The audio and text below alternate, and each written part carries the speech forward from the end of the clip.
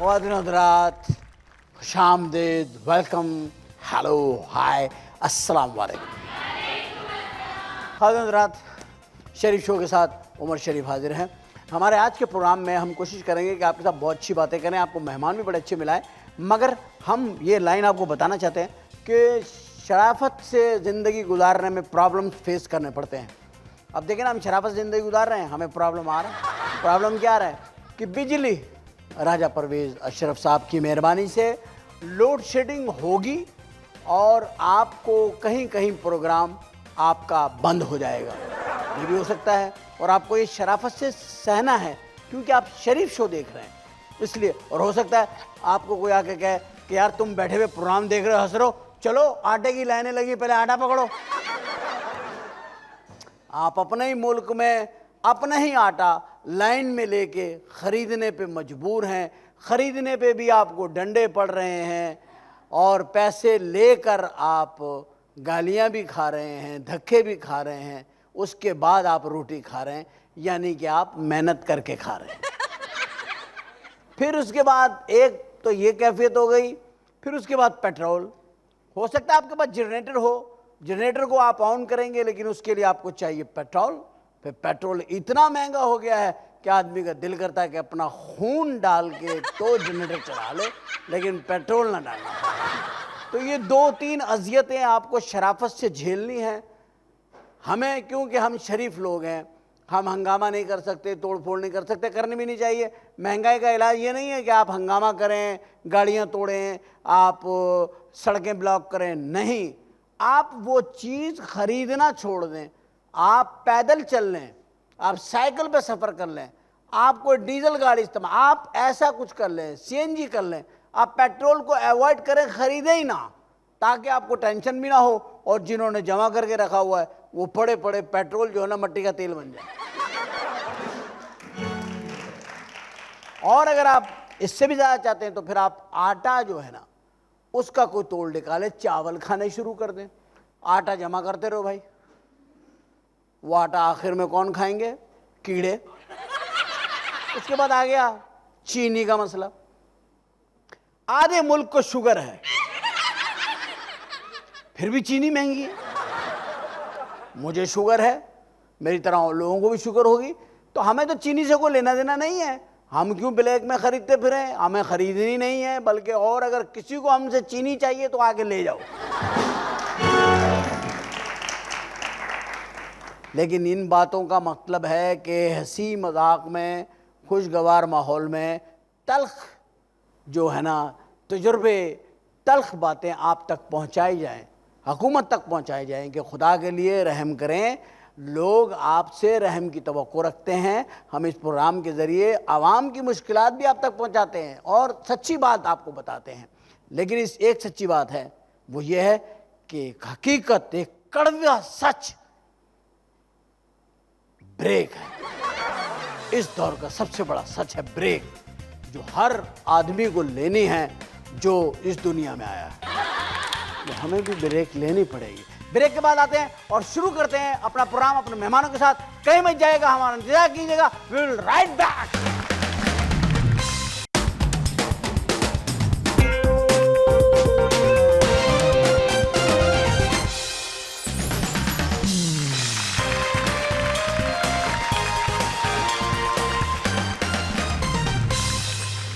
Welcome back after the break.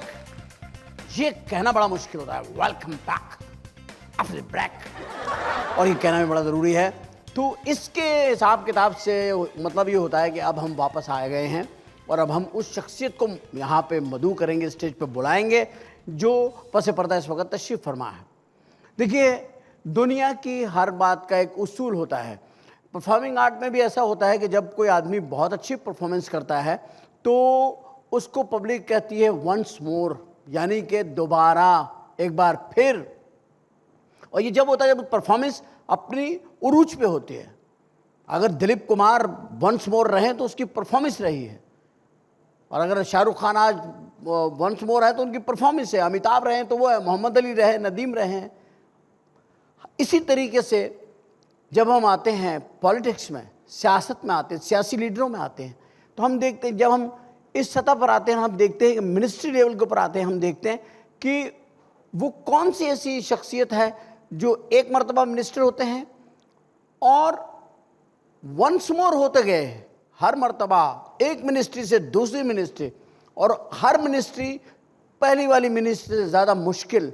अगर excise के minister थे वो, तो उसके बाद उन्हें दिया गया वज़ीर दाखिला का, यानी कि पुलिस सारी एजेंसीज के ऊपर हुआ है, ये उससे भी डिफ़िकल्ट।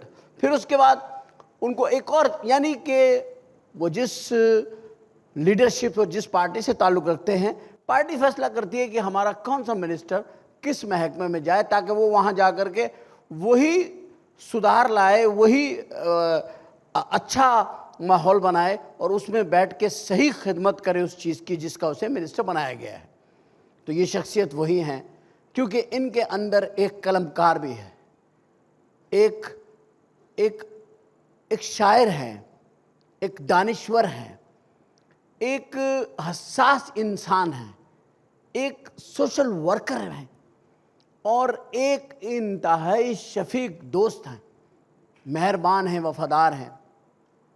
फ़नकारों से, अहले अदब, अदब से वाबस्ता लोगों से बेइंतहा प्यार करते हैं और ख़ुद भी बड़े अदबी इंसान हैं। ख़वातीन हज़रात, इतनी सारी रंगों को लेकर के जो शख्सियत हमारे जहन में बन रही है, मैं आपके सामने बुला रहा हूँ। शरीफ शो में हम इन्हें इसलिए बुला रहे हैं कि ये इंतहाई शराफत से सारी मिनिस्ट्रीज़ में अपना काम करते रहे और मेरी नज़र में एक शरीफ बाकिरदार मिनिस्टर हैं और रहे हैं। ख़वातीन हज़रात, इस्तक़बाल कीजिए हमारे पाकिस्तान की हुकूमत सिंध में इस वक्त सनत और तिजारत के मिनिस्टर हैं और दानिश्वर हैं इस मुल्क के, बहुत अच्छे कॉलमिस्ट हैं, बहुत अच्छे शायर हैं, बहुत अच्छे इंसान हैं। आपकी भरपूर तालियां शरीफ शो में जनाब मोहतरम रऊफ सिद्दीकी साहब।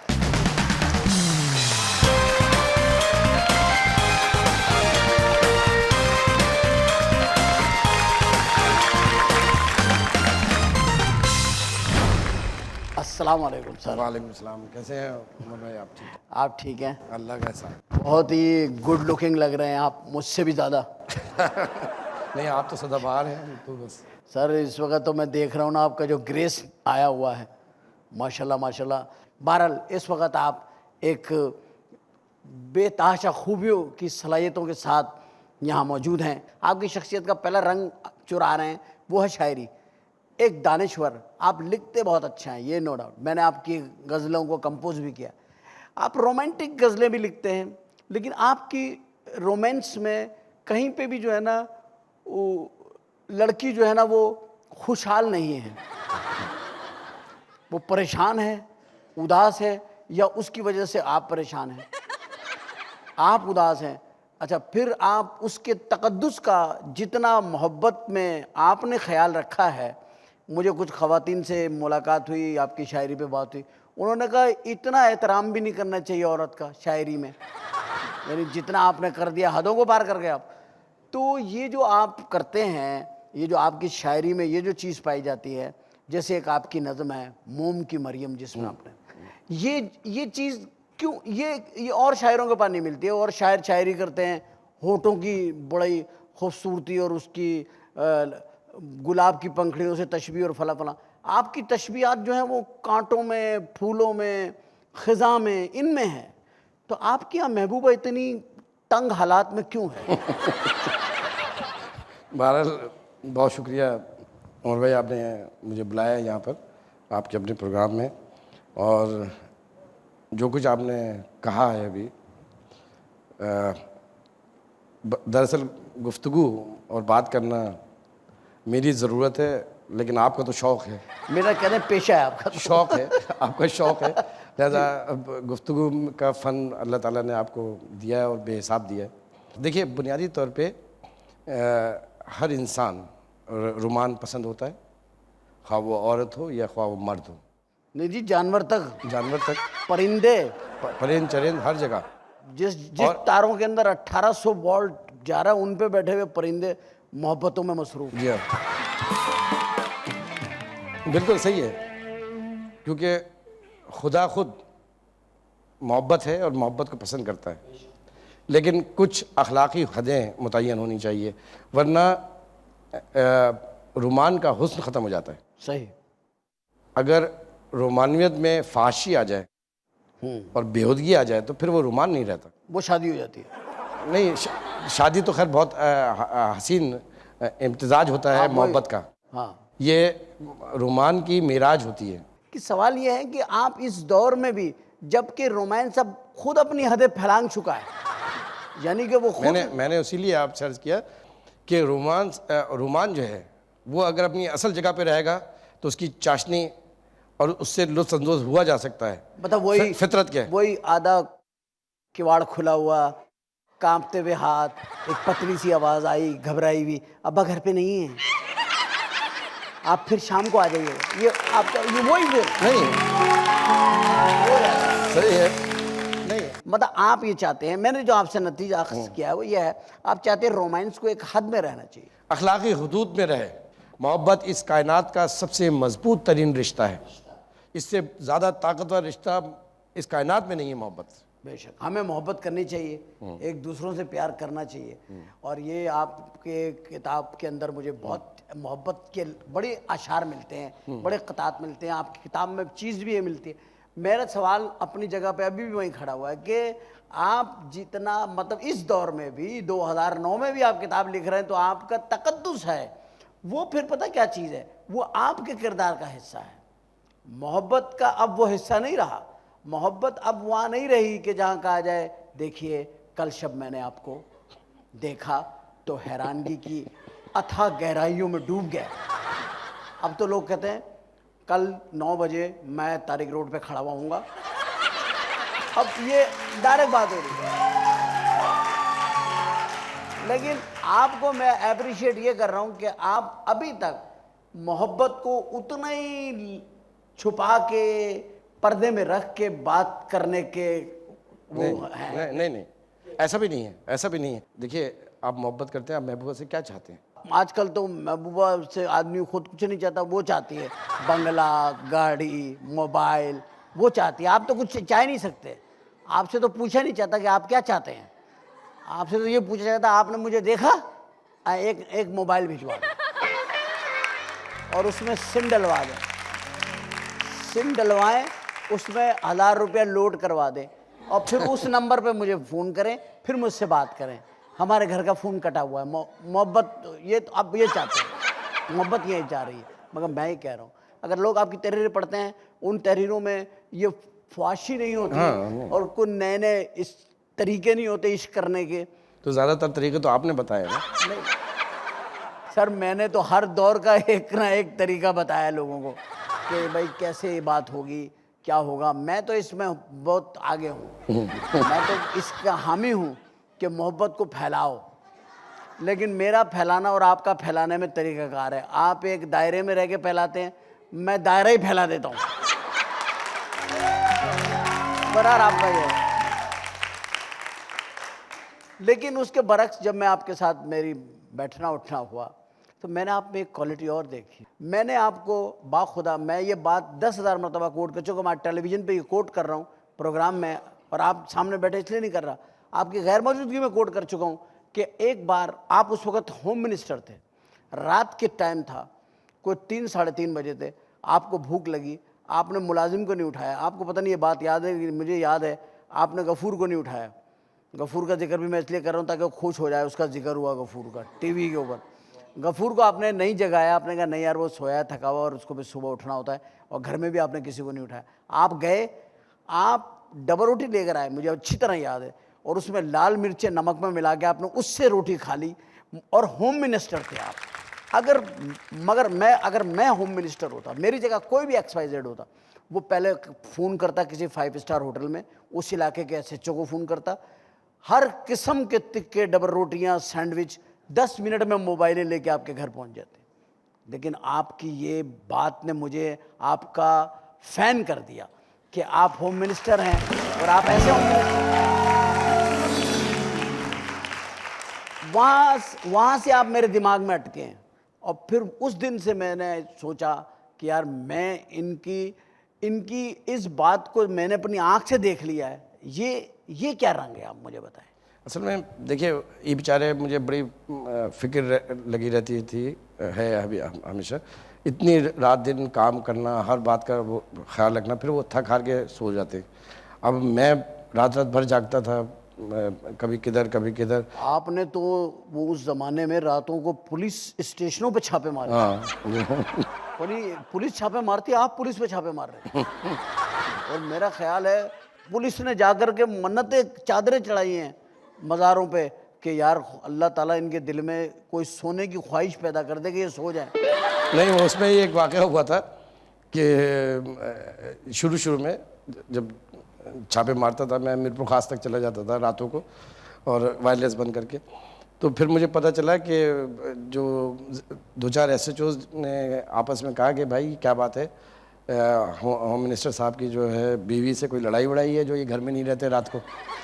तो किसी ने कहा कि यार ये मालूम करना पड़ेगा, ये कुछ चक्कर ज़रूर है। जब उनको ये पता चला कि मेरी तो शादी नहीं हुई तो उन्होंने सर पकड़ लिया था। मुझे फिर पुलिस ये सोच असल में सूरत-ए-हाल ये थी कि वो ज़माना बड़ा शुरू का था और बड़ी लॉ एंड ऑर्डर की सूरत-ए-हाल बहुत ही ख़राब थी और फोर्स भी काबू में नहीं थी। डकैतियां, अगवा बहुत ज़्यादा। और ये सारे अंदरून सिंध में आपने बहुत बड़ा ऑपरेशन किया था उनसे। हाँ, फिर ये पूरे हाईवे वगैरह जो थे उसमें बसें लुट रही थी, ट्रेन रुक गई, सारी चीज़ें एक मुश्किलात का था। तो फिर शाबेलो ऑपरेशन किया था मैंने और उसमें एक भी जवान की, किसी फोर्स के बंदे की कैजुअल्टी नहीं हुई थी और वो पूरा हाईवे क्लियर हो गया था। उसमें रेंजर्स की टेक्निकल और आर्मी की टेक्निकल सपोर्ट के साथ किया था। लेकिन बहरहाल उस वक्त तो ये था कि हर वक्त ये फिक्र रहती थी कि थानों के अंदर बेगुनाहों को पकड़ के बंद कर देना, क्या एक रवाज था पहले से चला रहा था, फिर उनसे पैसे लेना, इल्लीगल डिटेंशन होती थी। तो मैंने फिर जब छापे मारने शुरू किए तो फिर ये सारी चीज़ें रुक गई। और एक दफ़ा तो शराफी गोट पहुँच गया था मैं रात को, तो मैंने देखा कि थाना बिल्कुल क्लियर है, वहाँ पे कोई भी एक गैर कानूनी कोई बंद नहीं है। तो मैंने उसको ऐसे चुका कि शाबाश, वेल डन वेल डन। और मेरे लिए बड़ा सरप्राइज़ था कि इतना अच्छा इम्पैक्ट हुआ। अचानक एक सिपाही ने, जो मेरा गार्ड था, उसने कान में कहा कि सर वो मस्जिद में चल के देखें, वहाँ 17 अफराद बंद हैं। अब मैंने कहा 17 अफराद? अच्छा, मस्जिद में बंद किए हुए? ओह, मस्जिद में बंद किए हुए थे। मैं फिर एकदम मस्जिद में जाते जाते मैं मुड़ा, फिर मस्जिद की तरफ गया तो वहाँ पर 17 अफराद को बंद किया हुआ था, जिसमें 3-4 बेचारी ख्वातीन भी थी। लेकिन हुआ ये कि उसका फ़ायदा ये हुआ कि फिर कोई इल्लीगल कोई किसी को बंद नहीं करता था। लेकिन मैंने ये भी सुना है कि पुलिस जो है दरगाहों पे चादरें चढ़ाती है कि या अल्लाह ये शादी कर ले ताकि रात को घर में रहे। नहीं, मुझे ये बात मुझे इसलिए वो हो गई थी कि स्पेशल ब्रांच ने मुझे बताया था कि सर वहाँ 3-4 SHOs जो थे ना वो ये बातें कर रहे थे, फिक्र में पड़े हुए कि साहब का रिश्ता करवाना है। लेकिन आपका रिश्ता कौन करवाता? आपके तो रिश्ते रुकवाए होंगे लोगों ने, इसलिए कि आपने ये जो जाली आमिल थे, जब आप होम मिनिस्टर थे, आपने जाली आमिल, ये जो महबूबा आपके कदमों में 7 दिन में दरवाजे पे, 8 दिन में दरवाजे के अंदर, 10 दिन में सारी दिल की तमन्नाएं पूरी, ये सारा सिलसिला जो आपने बंद और पकड़ दकड़ शुरू करी, आपने आमिल पकड़ पकड़ के बंद किए, तो आपके तो खिलाफ सारे आमिल हो गए थे, बल्कि उन्होंने तो नहीं रुकवाई भी आपकी शादी। नहीं, ये ऐसा इतना बड़ा सान्हा हमारे मुल्क के अंदर है कि ये जाली आमिल कामिल, इन लोगों ने हज़ारों घर बर्बाद किए, बच्चियों की ज़िंदगियाँ बर्बाद की। और मेरे पास मुसलसल ये ख़बरें आ रही थी और हैरत की बात यह है कि दीवारों पे बाकायदा उनके बोर्ड लगे हुए, अखबारात में उनके एडवर्टाइज आते थे कि महबूब आपके कदमों में, महबूब आपके कदमों में। अच्छा, ये मेरे लिए इतना बड़ा मसला बन गया कि जब मैंने इसका इरादा किया तो मैंने इजलास किया IG और सारे सीनियर ऑफिसर्स वगैरह, तो उन्होंने किताबें खोल के बताया, बोले सर इसके अंदर कोई कानून नहीं है इनको पकड़ने का। अच्छा, जो अफसर वगैरह थे वो इन आमिलों कामिलों के पास सबसे ज़्यादा हाज़िरी अगर आप देखें जाके तो ये पुलिस ऑफिसर्स की और कस्टम वालों की ट्रांसफ़र पोस्टिंग के लिए जाते थे। कैसे? पोस्टिंग के लिए, तरक्की के लिए। हाँ, बाबा हमारा ट्रांसफ़र कर दो। 17-18 ग्रेड तक तो खैर कराची में, सिंध में हो जाता था। 18 ग्रेड आपके दौर में तो बाबा ने उनको बुलाया होगा कि यार मेरा ट्रांसफ़र हो रहा है, ये रुकवाओ। और मज़े की बात यह है कि 18 ग्रेड से अबव जो ट्रांसफ़र पोस्टिंग के लिए इस्लामाबाद में PC में एक बाबा साहब बैठते थे, 21-22 ग्रेड के लिए उनके पास हाजिरियाँ होती थी। तो अच्छा, मैं बहुत सीरियस शिकायतें जब मेरे पास जमा होने लग गई जी जी। तो मैंने, और फोर्स भी तैयार नहीं हो रही थी कि ये काम कैसे करें, वो डर रहे थे कि क्या कहीं ये आमिल हमारी पोले ना खोल। नहीं, आमिल नहीं, उनके ऊपर अमल ना हो जाए, क्योंकि ये तो अकीदत पे जाते थे ना। हाँ। तो कहते थे साहब ये आमिलों के देखिए इनके तो मौकिल होते हैं, ये होते हैं, सर आप ये क्यों करना चाह रहे हैं। तो मैंने सोचा कि 27वें रमज़ान में मैं ये ऑपरेशन करूँगा, उस वक्त ईमान भी होगा और ये जाके करेंगे। और मेरे पास खबरें बहुत संगीन आ रही थी। हाँ, वो एक बड़ा फिर अजीब सा वो और बन आपको गया था। पता है, आपको अंदाज़ा नहीं है कि जब इनके खिलाफ ऑपरेशन किया, 400 से ज़्यादा आमिल कामिल पकड़े, और मैंने ये कहा था कि अगर किसी का बोर्ड भी मुझे सड़क पे नज़र आ गया तो वहाँ के SHO को मैं फारिग कर दूँगा। नतीजा ये निकला कि वो सारे के सारे भाग गए यहाँ से, इस इलाके से। फिर उन्होंने एक इजलास किया था मंगो पीर में, कहीं कुछ आमिलों कामिलों ने, आपके खिलाफ? नहीं, उसमें उन्होंने एक इजलास किया, और इजलास के बाद उन्होंने एक बयान जारी किया, मुश्तरका अलामिया, कि हम कायदे तहरीक अल्ताफ़ हुसैन की क़यादत पर यकीन रखते हैं और MQM का जो है उसकी हक़ परस्ती की जद्दोजहद में, और हमने तय किया है कि हम मुत्तहदा कौमी मूवमेंट ज्वाइन कर लेंगे। तो जब ये इत्तला अल्ताफ़ भाई को मिली तो अल्ताफ़ भाई बहुत खुश हुए थे। हाँ। अच्छा अच्छा, चलिए ये तो बहुत अच्छी बात है। तो शुक्र है मान गए भाई वो। सर इत्तला है लेकर आई थी, हमें एक छोटी सी ब्रेक लेनी होगी क्या? तो ख़वातीन हज़रात लेते हैं एक छोटी सी ब्रेक, वो भी इनके कहने पर, क्योंकि इनका कहना हम टाल नहीं सकते हैं, क्योंकि ये इनका कहना नहीं है, ये उसका कहना है जिसके कहने से हमें चेक मिलता है। तो लेते हैं एक छोटी सी ब्रेक, आते हैं वापस और ब्रेक के बाद आपसे मिलते हैं।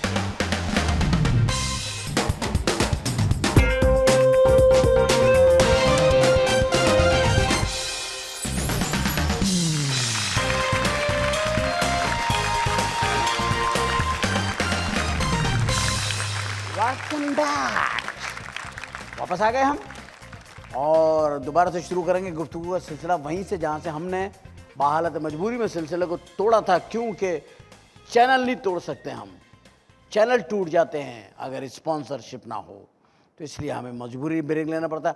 रुबाई मादर चाहता हूँ कि हमारा सिलसिला टूट गया था, ब्रेक लेनी बड़ी ज़रूरी है। पूरी दुनिया में इस वक्त ब्रेक ली जा रही है, हर जगह पर ब्रेक हो रहा है, कुछ ना कुछ ब्रेक हो रहा है, कहीं किसी के ताल्लुकात ब्रेक हो रहे हैं, गवर्नमेंट ब्रेक हो रही हैं, कुछ ना कुछ ब्रेक हो रहा है। ख्वाजा सरा जिन्हें इजड़े भी कहते हैं, पंजाब में उनको खुसरा कहते हैं, आपने उन्हें भी बहुत पकड़ा धकड़ा। जो ख्वाजा सरा हैं इनके बारे में बड़ी रवायतें हैं कि इनकी दुआ भी बड़ी कबूल होती है, इनकी बद्दुआ भी कबूल होती है। ये मुझे आज से नहीं, मुझे बचपने से मालूम है।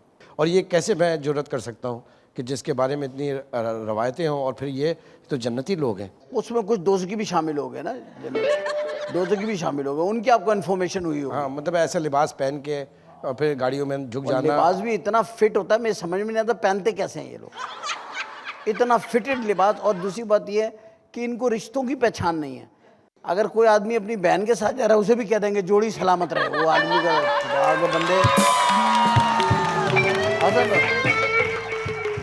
और अगर आप बीवी के साथ बैठे तो आपको कह देंगे अल्लाह तेरी बहन की शादी कराए। ये भी इनको पहचान नहीं है। सबसे बड़ी जो मुझे इनसे शिकायत है वो ये है, हाँ, नहीं कि इनको ये पहचान नहीं है कि साथ बैठा हुआ कौन है। प्रॉब्लम ये थी कि बड़े सीरियस शिकायतें आ रही थी मेरे पास, और बड़ी गंदगी की शिकायतें आ रही थी। अच्छा, डिफेंस से भी आ रही थी और दूसरे इलाकों पे भी आ रही थी, बस स्टॉप्स पे भी आ रही थी। फिर वो औरतों का लिबास पहन कर जज्बात बरंगेख्ता करना, कि उसमें बहुत सारी चीज़ें होती हैं, गाड़ियों में बिठा के ले जाना, ये सब नहीं है ऐसे। लेकिन जो चंद थे, फिर उसके अलावा एक और चीज़ मेरे इल्म में आई थी कि वो मोबाइल उनके पास थे और वो इंफॉर्मेशन भी दिया करते थे, डकैतियाँ करवा देते होंगे। तो उसमें तो ये इन्फॉर्मेशन थी। तो पुलिस वालों को मैंने जब इंस्ट्रक्शन दी तो उन्होंने इनको पकड़ के थाने में रखा। थाने में उन्होंने कहा कि जी वो CCPO तारिक जमील थे, उन्होंने मुझे सुबह 6 बजे फ़ोन किया कि साहब आप बताइए अब इनका क्या करें, ये तो पूरी रात SHO वगैरह परेशान रहे, वो थालियाँ जो थी खाने की उस पर वो बजा बजा के डांस कर रहे हैं। तो मैंने उस पर कहा कि ये बकवास करते, उनको सिर्फ ये समझा दो कि इस तरह ना खड़े हुआ करें और इस तरीके से, क्योंकि मेरे पास बहुत गंदी रिपोर्ट्स आ रही हाँ, वो तो वाकई में एक बहुत बड़ा इन्फेक्शन था। थी। उसमें खुदा न खासा ज़ाती का उनसे नहीं था। नहीं, अभी मैं गया था अमेरिका, तो सैन फ्रांसिस्को में शो था। जिस दिन मैं गया तो उस दिन मुझे किसी ने बताया कि यहाँ पे कानून पास हो गया है कि अब यहाँ पे मर्द मर्द भी शादी कर सकते हैं आपस में। लाहौल बताएं, वहाँ पे कानून पास हुआ कि आपने तो लाहौल पढ़ दी, लेकिन मैं इसलिए कह रहा हूँ कि यहाँ पे भी सुप्रीम कोर्ट ने उनकी दरख्वास्त कबूल कर ली ख्वाजा सराओं की। आप इस पे क्या कहेंगे? नहीं, बहुत अच्छा फैसला है।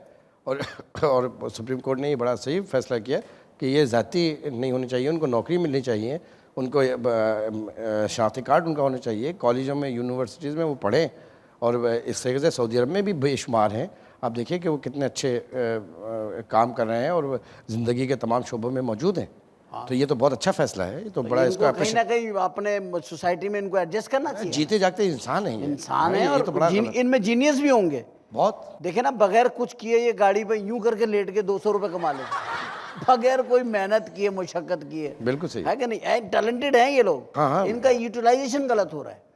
तो वहाँ पे सैन फ्रांसिस्को में ये हो गया, तो मैंने वहाँ पे शो में ख़वातीन से ताज़ियत करी। वहाँ बेशुमार ख़वातीन थी, डॉक्टर्स का शो था, तो मैंने वहाँ ख़वातीन से ताज़ियत करी।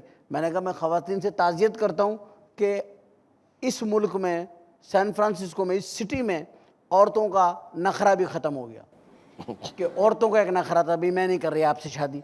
तो आदमी की जान निकल गई, क्या कर रही हो फिरोदा, मैं तुम्हारी हर ख्वाहिश पूरी करूँगा। वहाँ ये भी ख़त्म हो गई। अब वहाँ कोई लड़की किसी आदमी को कहे कि मैं आपसे शादी नहीं कर रही, वो आदमी कहता ना करो, मैं एल्बर्ट से कर लूँगा।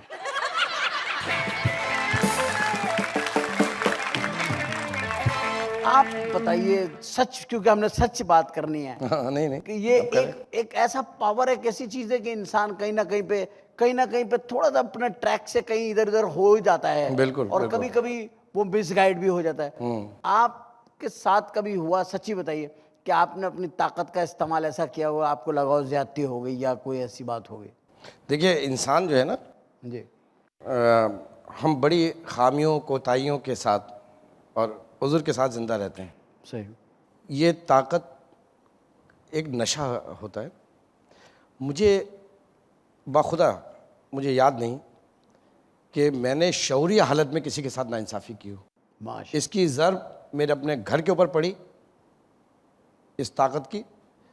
तो बाखुदा मैंने उस पर एक लम्हे के हिचकिचाहट के बग़ैर मैंने भरपूर कार्रवाई की।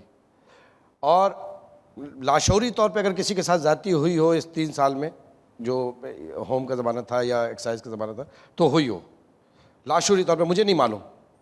शऊरी हालत में मैंने एक रत्ती बराबर भी किसी के साथ ना नाइंसाफ़ी की, ना किसी के ऊपर ज़्यादती की। वाह। ये और जज़ाकल्लाह। और इसमें मेरा कमाल नहीं है, ये अल्लाह रब्बुल इज़्ज़त का एक एहसान है कि वरना आप यकीन जानिए कि एक आम आदमी के ऊपर गुरूर और तकब्बुर के हमले जो होते हैं, वंस ऑफ ब्लू मून होते हैं कि कोई कामयाबी मिल गई तो गुरूर आ गया। सही बात। लेकिन इक़्तिदार के सिंहासन पे यकीन जाने मैंने देखा कि एक एक लम्हे के बाद गुरूर और तकब्बुर के हमले होते हैं। हम लोग बेशक उसमें अपने आप को कंट्रोल कर जाना, ये इंसान के बस में बड़ी मुश्किल से होता है अगर अल्लाह ताला का एक मदद और ताउन ना हो।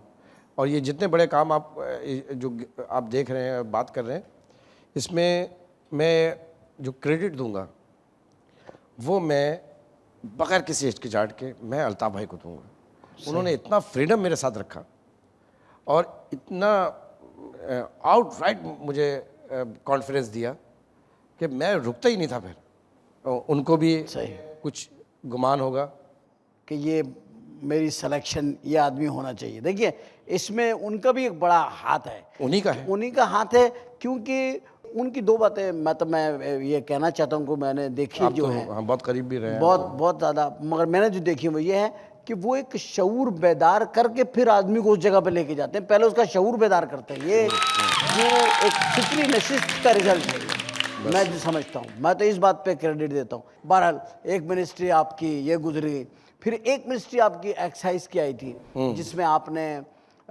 शराब का बहुत सख्ती से नोटिस लिया। ये जो घरों में बन जाती थी, ये जो कच्ची शराब और ये मनशियात के ड्रग यूज़र, उसके ऊपर बल्कि आपने, मुझे अच्छी तरह याद है, आपने उसमें हमारी आर्टिस्टों की एक बड़ी आपने हौसला अफजाई करी। और फिर आपने उसमें हमसे एक ड्रामा करवाया और वो मैंने लिखा था, और उसको कहता है एक कदम के नाम से, जिसको जियो ने चलाया भी, फिर चला रहे हैं वो उसको। और उसकी वजह ये थी कि उसमें हमने ड्रग्स के साइड इफ़ेक्ट बताए थे, आफ्टर इफ़ेक्ट बताए थे, और बहुत खूबसूरत ड्रामा था, आपने पसंद भी फरमाया था। वो एक बड़ी अच्छी कोशिश थी जी हाँ। कि सोसाइटी को इस तरीके से भी आप एजुकेट कर सकते हैं ड्रामों के बड़ा जरिए। असल में उसके अंदर सबसे बड़ी बात, अहम बात ये थी कि एक्साइज में अंदरून सिंध के विजिट्स पे गया तो मैंने देखा कि मेरी खुली कचहरी में सैकड़ों लोग आके, ख्वातीन, और वो आके, मैं समझता था कि शायद अब कहेंगे नौकरियों का बंदोबस्त करें उसका। वो एक बात मुझसे कहती थी कि देखिए ये मंशियात को बंद कराएं। ये परचून की दुकानों पे भी ये मंशियात मिलने लगी थी और बच्चे इसमें इस्तेमाल करने लगे। शहर कराची में तो था ही था, लेकिन अंदरून सिंध बहुत ज़्यादा हो गया था, मज़ारों के ऊपर शुरू हो गया था। तो मैंने उसके ऊपर ये कहा था कि मंशियात के ख़िलाफ़ एक ट्रैक डाउन किया और उसका इम्पैक्ट बहुत अच्छा हुआ। वहाँ के अवाम ने बड़ा उसको अप्रिशिएट किया, क्योंकि अच्छा अब मसला ये था कि हम इसको ख़त्म तो नहीं कर सकते, लेकिन हुकूमती सतह के ऊपर रोक तो सकते हैं। तो उस सिलसिले में फिर आप लोगों ने जो ताउन किया, जो ड्रामा हुआ जियो ने चलाया, मैं मेरी तरफ से उनको मुबारकबाद दीजिएगा, मीर शकील रहमान साहब को और जियो की पूरी टीम को, कि कम से कम उन्होंने ये कोशिश की। ये बहुत बड़ा जुर्रतमंदी का काम है, वरना ये ड्रग माफिया तो किसी को जिंदा भी रहने नहीं देते। और उस ज़माने में मेरे पे भी बड़े प्रेशर्स थे इसके ऊपर। वो बहुत अच्छा डिसीजन था आपका, वो तो उस दौरान। फिर आप कल्चर मिनिस्ट्री जब हमारे आपकी शुरू हुई, कल्चर मिनिस्ट्री में आपने बहुत उम्दा काम किए, जो मैं समझता हूँ। वो इसलिए काम अच्छे मुझे लगे क्योंकि उस वक्त भी मैं आपके साथ में था। काम क्या था कि एक तो आपने उन फनकारों को निकाला बाहर जिनके साथ ज्यादती थी, कि उनके वजीफ़े नहीं थे और ट्रीटमेंट नहीं था। यहाँ पर मैं गवर्नर सिंध डॉक्टर इशरत खान साहब को भी बहुत मुबारकबाद देना चाहूँगा, क्योंकि एक वाक़या भी मेरी आंखों के सामने का वाक़या है कि हम लंदन में थे। आप एडवाइज़र भी थे? जी, मैं एडवाइज़र भी था उस वक्त आपके साथ, कि जब यहाँ से फ़ोन गया कि लहरी साहब की तबीयत बहुत ख़राब है, तो अल्ताफ़ भाई ने उसी वक्त जो है ये कहा इशरत भाई से, गवर्नर साहब से, कि आप इनको फौरी तौर पे जो है ना ये इनको लुक आफ्टर करें। और फिर उनको लुक आफ्टर भी किया गया, उनको हर तरीके से आज के दिन तक उनको लुक आफ्टर किया जा रहा है। और उस पर गवर्नर साहब ने जो एक लेजेंडरी फंड कायम किया, बहुत बड़ा काम, वो बहुत बड़ा काम, उससे बेशुमार लोगों को, फनकारों को फ़ायदा हुआ।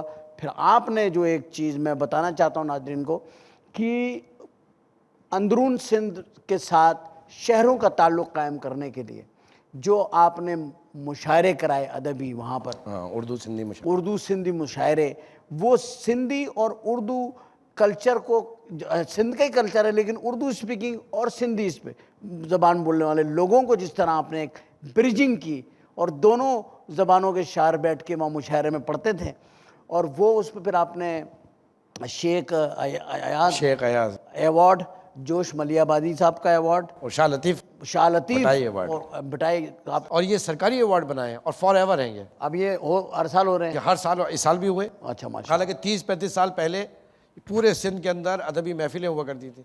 तो जब किसी भी सकाफ़त को, किसी भी ज़बान को आप इंट्रोड्यूस कराना चाहते हैं, आपस में मिक्स करना चाहते हैं, तो उसका तरीका लाठी गोली नहीं है, मारपीट नहीं है, ज़बरदस्ती नहीं होती। कौमें अपनी सकाफ़तों को इस तरह नहीं छोड़ती हैं, कि उसका यही तरीका होता है कि आप उनको सकाफ़ती, उनके शायराना, उनके अहले दानिश्वर ये काम कर सकते हैं।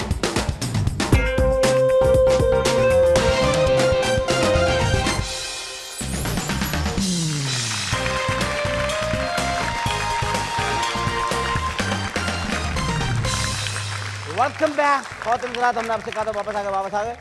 शायर के अंदर एक रोमांस तो भरा हुआ होता है और वो रोमांस उसके अंदर होता है। अब मुझे बताइए, आपने कभी रोमांस किया? सच्ची बोलना है आपने, झूठ देखिए ये बात ना कीजिएगा। आप मुझसे पूछें, मैं आपको पूरी एक फहरिस्त दे दूंगा। इस तरह मैं आपसे भी तवक्को रखता हूँ कि इतने सारे रोमांस आपने कैसे कर लिए? सर मेरे पास टाइम बहुत था ना। ईमानदारी की बात है कि मेरी जितनी भी शायरी है, अगर आप पढ़ें तो वो इनकलाब की है। नहीं, वो तो है इनकलाबी। मैं सुनूंगा भी आपसे वो वाली जो आपने एक लिखी थी, एक कथा लिखा था आपने परवेज मुशर्रफ साहब पे, वो भी एक वर्दी के ऊपर जो था, एक वो और एक वो बहुत पसंद किया गया था। मेरा ख्याल है आप पहले वो सुना दें। वो एक 4 मिसरे कहते हैं, उस वक्त बहुत ज़्यादा वर्दी के ऊपर, वर्दी उतारो, वर्दी उतारो, वर्दी उतारो। हाँ, उरियाँ हो गर सदर तो है तनकीद बर महल, उरियाँ हो गर सदर तो है तनकीद बर महल, कपड़ों से क्यों है आपके जज्बात में खलल, और वर्दी उतारने से उसे क्या मिलेगा फल, देखना क्या चाहती है मजलिस अमल। वाह वाह, देखना क्या चाहती है। कोई इंसान, आपकी बात बिल्कुल दुरुस्त है कि एक शायरी हो रही है, अगर आप उस कैफियत से नहीं गुजरे हैं तो आप शायर, आप कह कैसे रहें? एक इंसान कोई तो मैं पूछ रहा हूँ, वो कैफियत कब गुजरी है आप पे? हर इंसान का एक तख़यलाती महबूबा होती है, अगर फिज़िकल नहीं है तो तख़यलाती महबूबा होती है, उसको वो टारगेट करके शायरी शुरू करता है। आपके तख़य्युल में है वो, हाँ, दुनिया में नहीं है? एक तख़य्युल है और बड़ा मजबूत, इस हद तक मजबूत है कि कि उससे बातचीत भी होती है? उससे बातचीत, उसकी धमक, उसका एहसास, उसको महसूस। हाँ, उसके आने जाने की टाइमिंग क्या है? ये उसकी याद की करामत थी, बंद कमरे में आ गई थी वो। आप उसको किसी तरीके से कमरे में बुला लेते हैं तख़य्युल के जरिए, बंद कमरे में महसूस करता हूँ महसूस करते हैं उसे? वो बात जो टेलीपैथी है। जब मैं उदास होता हूँ तो वो उदास होती है। ये पता लग जाता है कि मैं उदास हूँ तो वो भी उदास। हाँ, मैं रो रहा हूँ तो वो रो रही है, मैं खुश हो रहा हूँ तो वो खुश हो रही है, मैं कोई काम कर रहा हूँ तो उसकी तस्दीक कर रही है। और इसमें खर्चा कुछ नहीं हो रहा है।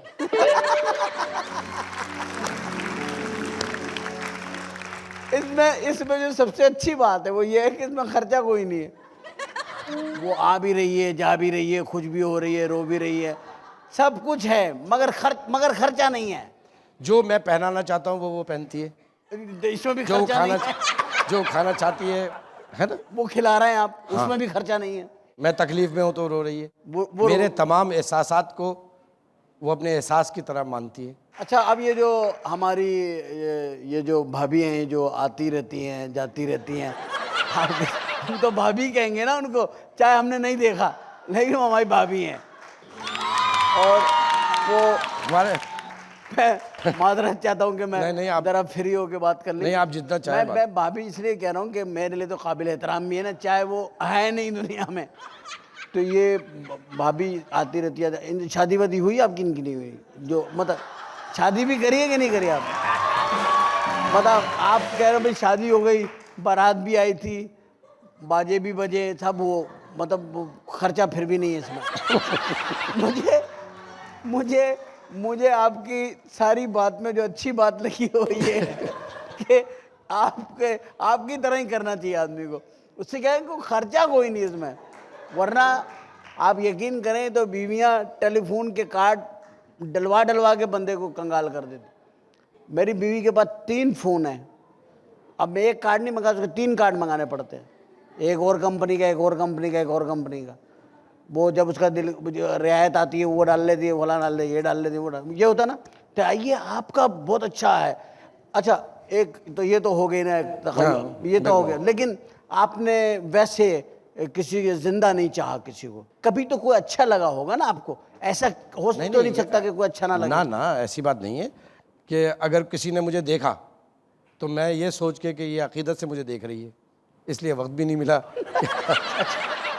आपने कहा जी अकीदत से देख रही है। हाँ, लेकिन ये आपके जुमले के जवाब में मैंने कहा। हाँ, नहीं मुझे समझ आ गई जुमले की। रो भाई, आपने किताबें मतलब ये नहीं कि बेइंतहा अच्छी किताबें लिखी हैं, आपने बामकसद किताबें लिखी हैं, और आपने कोई इरादतन ज़रूरतन या कमाई के लिए नहीं लिखी। आपने प्योर सोसाइटी के लिए लिखी, इंसानों के लिए लिखी किताब। अभी जो आपकी किताब पिछले दिनों में, जिसको एक बड़ी मुक़द्दस दुनिया में सबसे मुक़द्दस इमारत कह लें उसे, उसको दुनिया की सबसे मुक़द्दस ज़मीन कह लें, और वर्ल्ड का सेंटर भी है वो, और खाना काबा, और आपने उसकी तारीख़ लिखी, तारीख़ बैतुल्ला। तारीख़ बैतुल्ला जी, ये वो किताब है जो तारीख़ बैतुल्ला के नाम से एडिशन मेरे हाथ में है। इस किताब के अंदर जो मुझे सबसे खूबसूरत चीज़ नज़र आई, वो जो बातें हमें पता ही नहीं थी कि तारीख़ क्या है इसकी चाबियाँ किन लोगों के पास हैं, कहाँ से चली, कहाँ रहती हैं, कौन खोलते हैं ये दरवाजे, वो कौन खुशनसीब लोग हैं, इसके अंदर क्या है। तो ये इस किताब के अंदर बड़ी हसीन मालूमात हैं। इस किताब को यानी एक बिल्कुल ही एक आपकी शख्सियत से हट के ये किताब आपने शख्सियत से हटी मरा दी है कि एक जगह आप लिख रहे हैं रोमांस, एक जगह इनकलाब लिख रहे हैं, एक जगह पर आप आके तारीख़ बैतुल्ला लिख देते हैं। और मैं समझता हूँ कि ये कुदरत ने आपसे वो काम लिया है कि जो ये अल्लाह का काम है। बिल्कुल सही। आपको इसका दुनिया से क्या रिस्पांस मिला इसके इशाअत के बाद? ये 3 ज़बानों में, अरबी, उर्दू, इंग्लिश। अच्छा, माशाल्लाह। तो अरबी जो थी वो जीसीसी कंट्रीज़ के लिए थी, तो उनके सरबराहान मुमलिकत को मैंने भेजी। इंग्लिश वर्जन जो था वो मैंने पूरी दुनिया के तमाम सरबराहान को भेजी, अमेरिका के सदर को और वहाँ के नायब सदर को और यूरोप के, अमेरिका के सारे। तो फ्रांस के प्रेसिडेंट का सबसे पहले ख़त का इसका जवाब आया पढ़ने के बाद। उन्होंने लिखा, वो मैंने सेकंड एडिशन में डाल दिया। फिर जीसीसी कंट्रीज़ के आए, फिर शाम से आया, लबनान से आया, ये ख़ुतूत उन्होंने भेजे। इसके अंदर एक और चीज़ ये थी कि खाने काबा के अंदर क्या है, तो उसकी तस्वीर इसके अंदर शाया कर दी। बहुत शानदार है, मैंने देखी है माशाल्लाह। अब ये 2 एडिशन इसके शाया हो गए, माशाल्लाह। तो मैं चाह रहा हूँ कि एक आधा एडिशन और हो जाए। बहुत बड़ी और ये अमेरिका में बड़ी पॉपुलर हुई है, साउथ अफ्रीका में, कनाडा में बहुत ज़्यादा, हर तरफ ये रहा।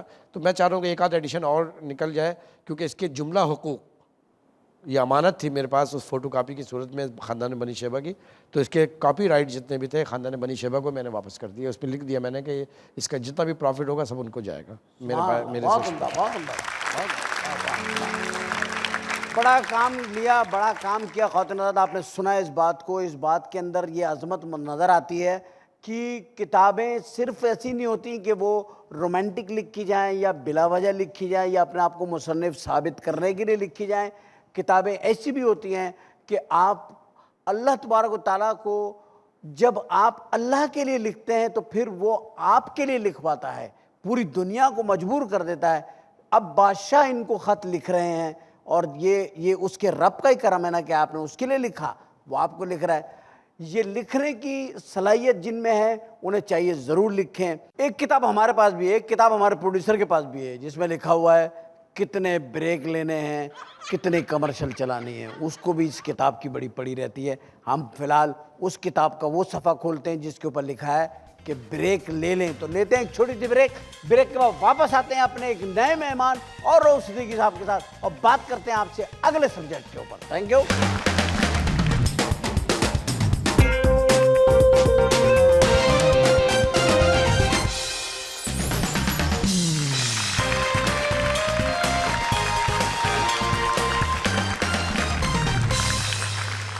वेलकम बैक ख़ातिन-ए-हज़रात। जैसा कि आप देख रहे हैं कि गुफ्तगू हम तकरीबन कोशिश कर रहे हैं कि ज़रा दूसरे प्रोग्रामों से हट के हो, वो बातें जो होती नहीं हैं ज़रा खुला के सच बातें हों। सच के अंदर बातें ऐसी भी हो जाती हैं जो आपके लिए दिलचस्पी का बायस होती हैं। और इस प्रोग्राम में मज़ीद अच्छा और सच्चा रंग भरने के लिए एक और सच्ची आवाज़, इनके गले में सुर हैं, इतने सच्चे हैं कि उन सुरों से इनकी पहचान हुई और यही इनकी शोहरत बनी और यही इनकी इज़्ज़त बनी और यही इनके अवार्ड्स बने और यही इनका नाम बना। और सुर की पहचान और सच्चे सुर की पहचान रखने वालों ने इन्हें पहचान लिया कि ये एक सच्ची फ़नकारा है। ख़ातिन-ए-आज़ाद हमारे प्रोग्राम में तशरीफ़ लाई हैं, ये हमारे लिए बड़ी बाइज़ इज़्ज़त बात है। मैं चाहूँगा कि आप अपनी मोहब्बत भरी तालियों में इनका इस्तक़बाल करें। हमारे पाकिस्तान की एक सच्ची सुरीली सुर में, खुलूस में, मोहब्बत में, प्यार में डूबी हुई आवाज़ तशरीफ़ लाएंगी हमारे आज के प्रोग्राम में, मोहतरमा महनाज बेगम।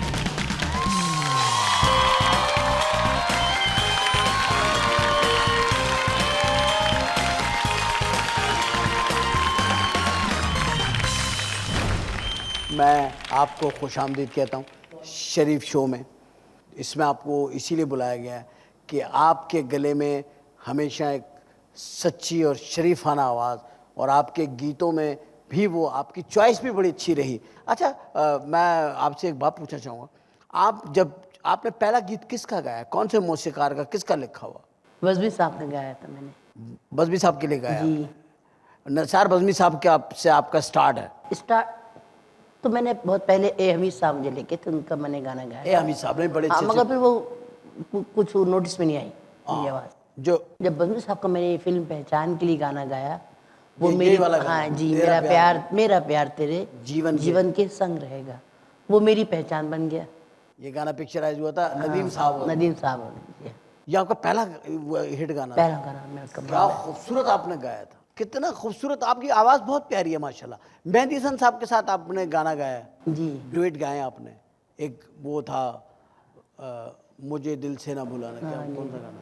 एक गाना और था जो वो था, दो प्यासे दिल हम एक हुए बंदिश के हैं। थे सारा म्यूजिक का मेरा नहीं, मैं वही पूछना चाह रहा हूँ कि जब आप मेहंदी हसन साहब के साथ गाती थी तो गाना तो इतना रोमांटिक होता था, जी हाँ। लेकिन आप देखती तो मेहंदी साहब को होंगी। बात ये पूछना, बात में ये नहीं आज आप पूछा- मुझे बताइए, अजी मुझे मैं आपको जवाब दूंगा मुझे जरूर। जवाब दें।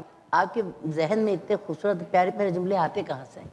ये अल्लाह की देन है मुझे। एक रग कुछ ज्यादा है आपके माथे कुछ है मसला, हालांकि मैंने असल में मैंने रगें बदलवाई है ना अभी बाईपास में, हो सकता है उसकी। नहीं, बहुत माशाल्लाह, बहुत प्यारी बात होती है। मेरी बात कहाँ गई?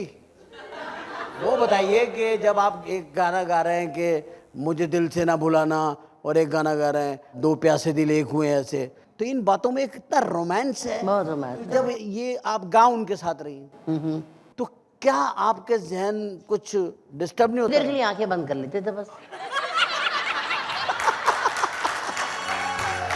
हम समझते थे संतोष कुमार खड़े हैं। यानी आंखें बंद कर लेती थी? थोड़ी देर के लिए। अच्छा, आंखें बंद करके उस फिर तस्वुर के लिए। एक मिनट मेरे सवाल को देखें, आंखें बंद कर लेती थी, फिर आंखें बंद करके फिर किसको लाती थी जो आवाज इतनी रोमांटिक हो जाती थी? वो नाम ले तो लिया मैंने आपका, संतोष कुमार साहब हैं जो हमारे हीरो होते थे। सारे दिन सोचते थे कि भाई वो खड़े हैं सामने, संतोष खड़े हैं। हाँ, पारो तुम मिलने क्यों नहीं आई। वो दिलीप कुमार। मैं कहूँगी, मैं कहती थी बापू मैं कैसे आती, मैं कैसे आती, बापू जाग रहा था। बापू जाग रहा था।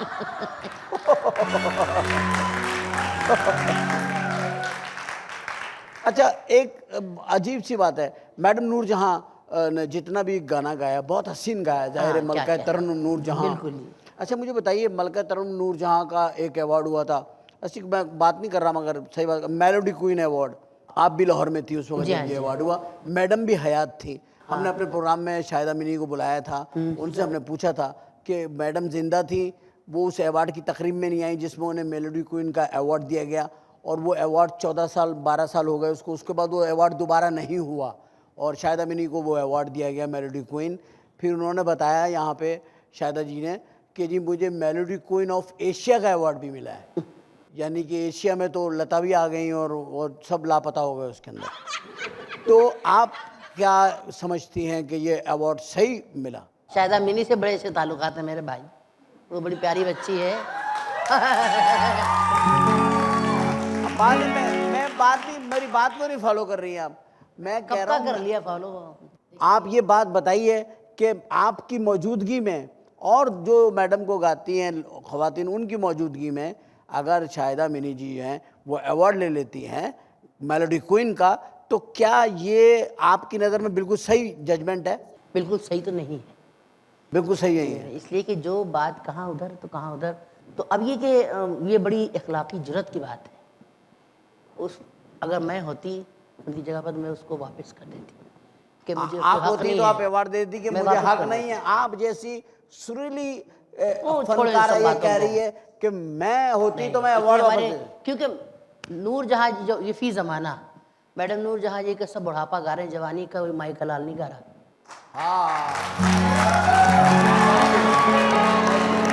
साहब जवानी जो उनकी, जो उन्होंने गा के दिखा दिया, जो रिकॉर्ड एक कायम कर दिया, उसको कोई माई कलाल हाथ नहीं लगा सकता। सही।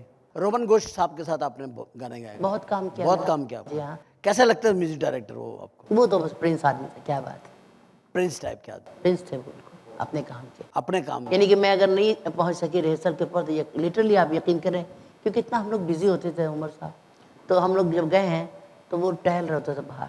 वो मुकद्दम सब चीज़ से सबसे ज़्यादा क्या समझते थे, रिहर्सल। वेल सर, सही बात है, परफेक्टली। उनका गाना जो हमने कभी भी स्क्रिप्ट के साथ नहीं गाया, विदाउट स्क्रिप्ट, हमें ज़बान नहीं याद होता था। वो इतना याद करवा देते थे कि आपको लिखा हुआ नहीं, हाथ में नहीं चाहिए होता। सही बात है। आप लय को ज़्यादा अहमियत देती है सुर को? सब चीज़ें ज़रूरी हैं, जब एक चीज़ ग्रामर में आ गई तो सब चीज़ें ज़रूरी। नुसरत फतेह अली को कहाँ देखती हैं आप? बहुत बड़े फनकार थे वो। मैडम नूरजहां से आपके कैसे ताल्लुकात थे? मेरे तो बहुत से ताल्लुक थे, ठीक ताल्लुक? बहुत ठीक थे जी।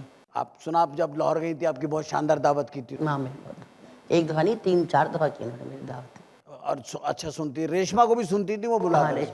मजाक नहीं, सही में हकीकत बता रहा हूँ मैं। रेशमा को उन्होंने घर बुला के, वो अच्छी कदरदान औरत थी मेरा ख्याल है। रेशमा जो है ना, रेशमा जी हमारी बड़ी प्यारी आर्टिस्ट हैं, अल्लाह उनको सलामत रखे।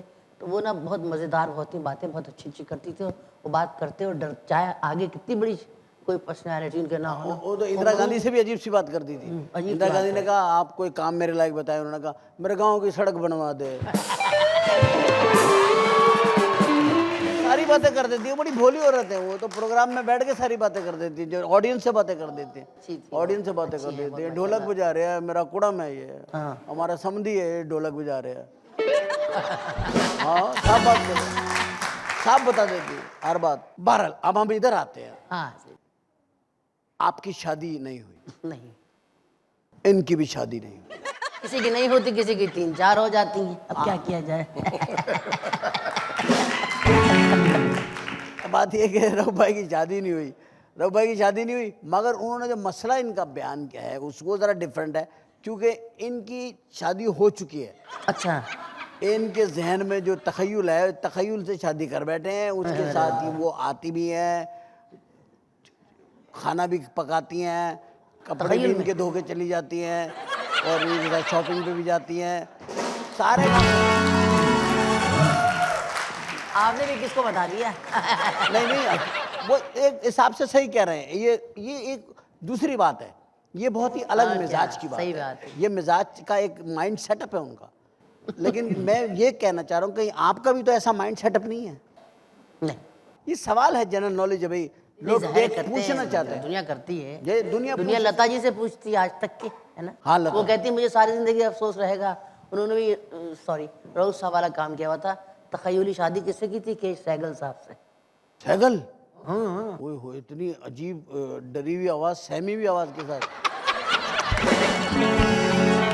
वो तो ऐसा लगता था कुछ चोरी का गाना गा रहे हैं। मुस्तमिल कितना नाम, वो तो लगता था कुछ डर के गा रहे, किसी ने पिस्तौल रखी हुई, गाओ।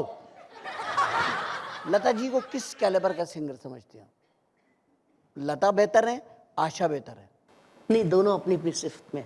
आपके शरीफ शो वाली बात, क्या? बहुत ही नफीस आवाज उनकी, पाकिज़ा पाकीज़ा आवाज। और आशा जी की आवाज शरारती आवाज, मतलब शैतानी आवाज। आवाज में कुछ चुलबुलापन, शरारती। चुलबुली को उर्दू से थोड़ा सा और बाहर निकाले, छिचोरी हो जाती है। छिचोरी है। यानी दोनों बहनों का डिफरेंस बताओ,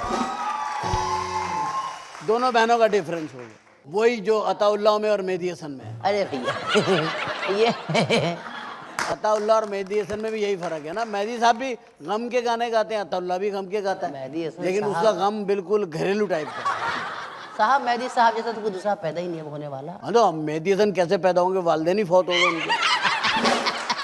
अब मेहदी हसन नहीं पैदा हो सकते, अब नहीं हो सकता, अब मुमकिन नहीं है। ये तो बात अब है, वो हो गई ना, ख़त्म हो गई मेहदी साहब वाली बात। मेहदी साहब नहीं पैदा हो सकते, मोहम्मद रफ़ी नहीं पैदा हो सकते। आपने गाया मेहदी साहब के साथ डुएट, बड़े एहसास की बात है, बड़े ऑनर। मैं समझती मेरे लिए बड़े ऑनर की बात है, आपने गाया। लता ने उनके बारे में कहा उनके गले में आप भगवान बोलते हैं, यहाँ तक बोल दिया लता ने, बता रहे गाया। अच्छा, हम बात करें तो नूर जहाँ की, फिर उसी दौरान में नाहिद अख्तर आई। आपका उनका एक ही ज़माना है? हाँ, तो वो मुझसे 2 साल सीनियर है। आपसे सीनियर है जी। बताओ, इसका मतलब उम्र में ही बड़ी होंगी वो? नहीं बड़ी तो नहीं। आप सब में बड़ा कौन है? मैडम नूर जहाँ, शाहिदा मिन्नी, आप और नाहिद अख्तर। शाहिदा मिन्नी तो मैडम के ज़माने में थी नहीं। चारों में से कौन बड़ा है ये भी फैसला हो जाए ना। देखें, हम बैठे जनता की अदालत में, जनता करे फैसला। जनता अभी बैठी है ना। अपने मुंह में मिठू हम कैसे बन जाए? बताए ना एक कौन बड़ा है आप में? मजबूर है, उफ अल्लाह, कुछ कह भी नहीं सकते। जो हिंदुस्तान के म्यूजिक डायरेक्टर हैं वो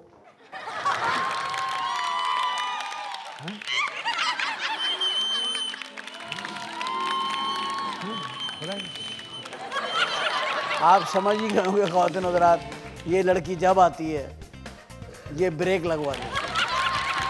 एक छोटे से, वाकई छोटे से ब्रेक के बाद वापस आते हैं और दोबारा शुरू करते हैं रऊफ सिद्दीकी भाई और महनाज से गुफ्तगू का आगाज। Welcome back, short break.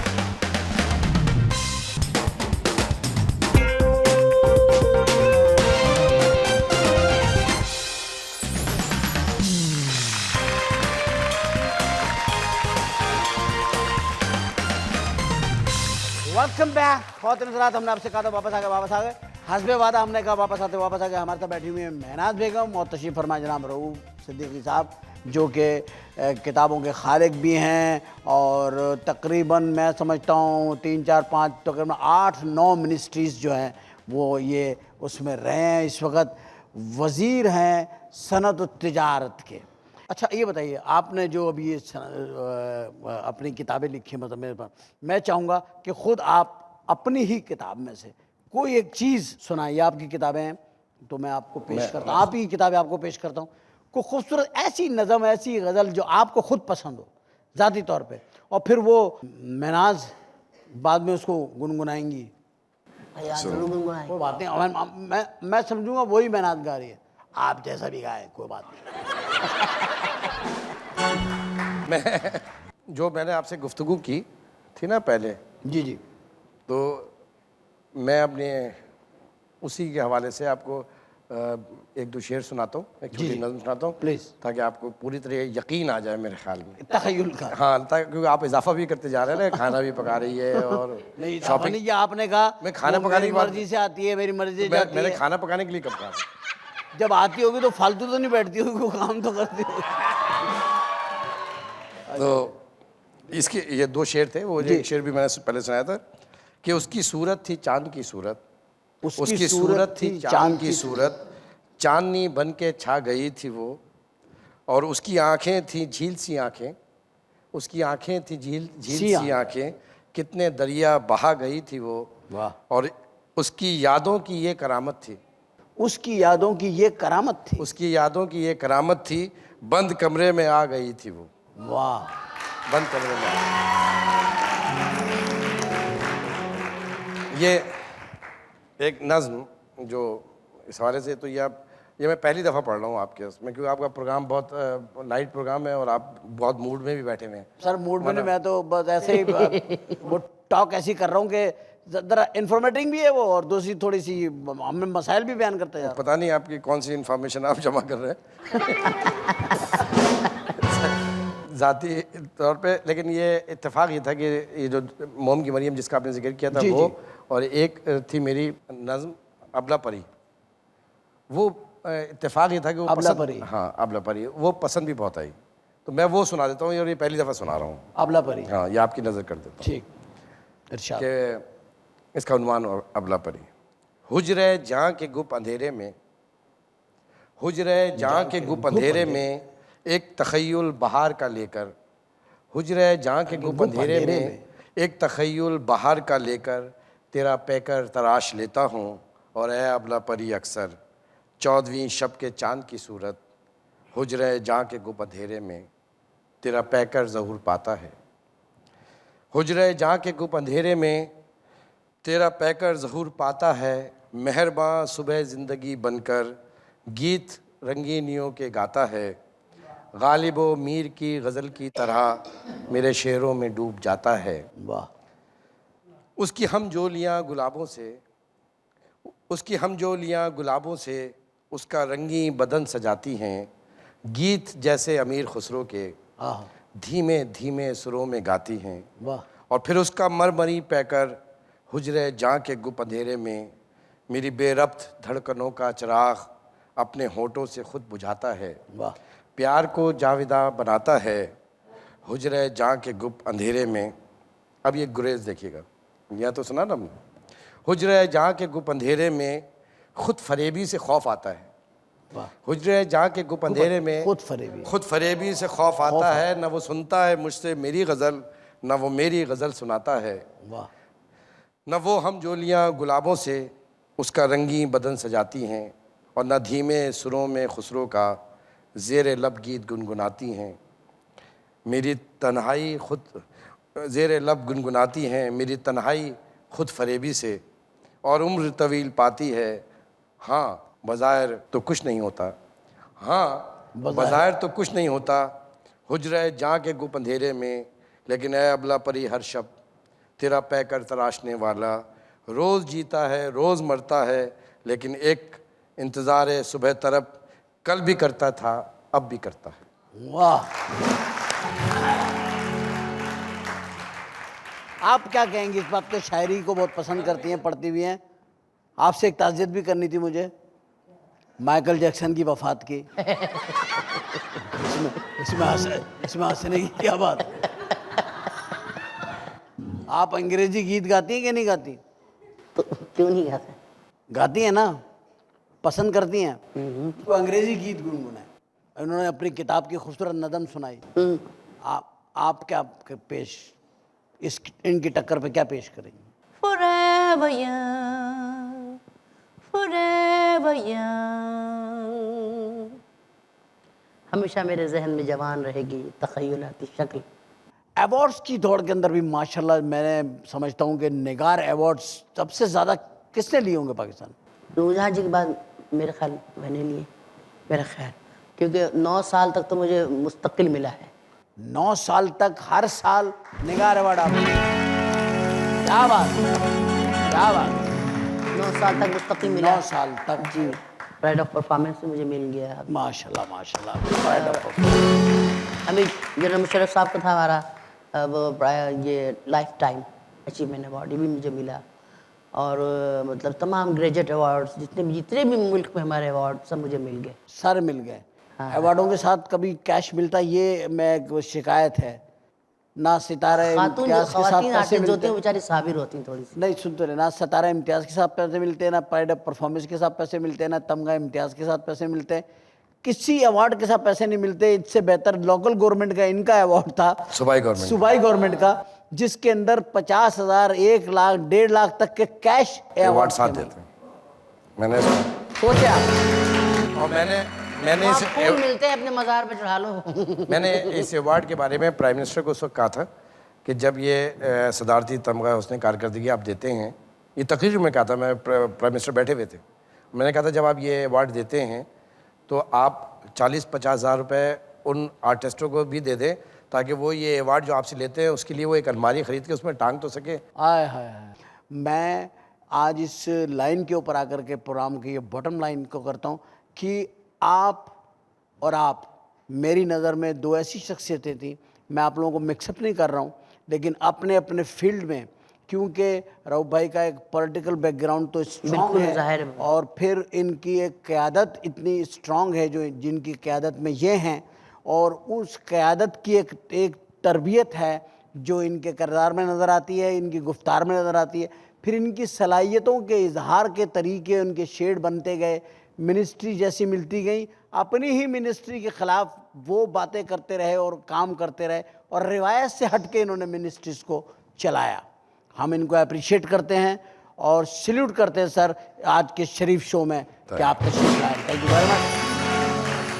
और महनाज बाजी, आपकी आवाज़ की जो सुर की पाकीज़गी है, मैं उसे सैल्यूट करता हूँ कि आपने अपनी आवाज़ को, अपनी सुर की पाकीज़गी, है मैं जुमला इस्तेमाल करूँगा कि सुर की जो एक पाकीज़गी होती है, आपने उसको मेंटेन किया। और आपने ज़रूरतन भी, चाहे आप तंग आ गई हों, किसी किस्म की सिचुएशन में, हालात में आ गई हों, लेकिन आपने घटिया कलाम और गंदे गाने नहीं गाए, जिस पर मैं आपका शुक्रिया अदा करता हूं कि आपने, थैंक यू। लेकिन मैं इस पूरी ऑडियंस के सामने आपका आज शो पे तशरीफ़ लाने पे शुक्रिया अदा करता हूं, बेइंतहा मशकूर ममनून हूँ। और एक बार मैं फिर दिल की गहराइयों से अपने चैनल की तरफ से, अपनी तमाम टीम की तरफ से, रऊफ सिद्दीकी भाई आपका, महनाज बाजी आपका इंतहाई मशकूर ममनून कि आप लोग तशरीफ़ लाए, आपने वक्त दिया और आपने अपने कीमती ख़यालात अपने हमें अता फरमाए। Sir thank you so nice of you. Allah आपको सलामत रखे, खुश रखे, अल्लाह ताला आपको और तरक्की दे। Thank you very much.